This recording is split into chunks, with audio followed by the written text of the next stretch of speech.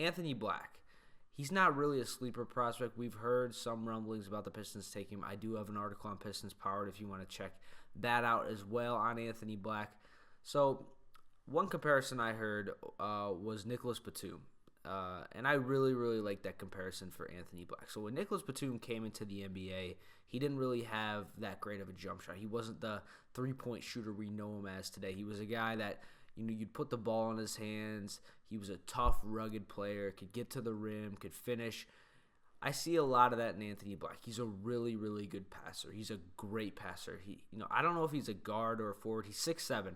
I would list him as like a small forward, but you could play him at the guard. I don't know if I would really see him playing the point guard in the NBA, but we have seen that being a trend with obviously Josh Giddey, kind of these bigger guards. I think teams are going to value more and more. Obviously, the Pistons have valued that with Cade Cunningham and even Killian Hayes to some extent. But yeah, his passing is really going to be his calling card for me in the NBA. He's going to be a guy that just makes the right passes. He's a really smart player. And yeah, is he a future All-Star? I don't think so. But I think he could be maybe a starting level player on a championship team. And he's just going to be a guy that makes the right plays, that makes his teammates better. And yeah, a guy with his ball handling and playmaking abilities at his size is really, really valuable in today's NBA.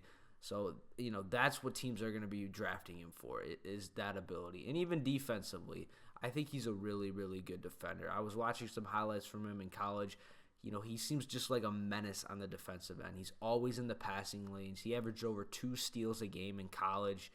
Not going to be the greatest rim protector, but he's not going to be bad on that end. Is he going to be guarding, centers and bigger power forwards? No, but I think he could match up decently well against some bigger forwards in the NBA.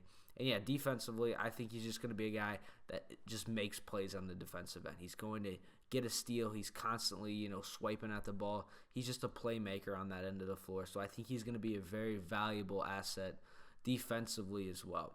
In terms of his fit with the Detroit Pistons, like I said, going to make Cade's life a lot easier. Going to make Jaden Ivey's life a lot easier. It's just the shooting questions that you have with him.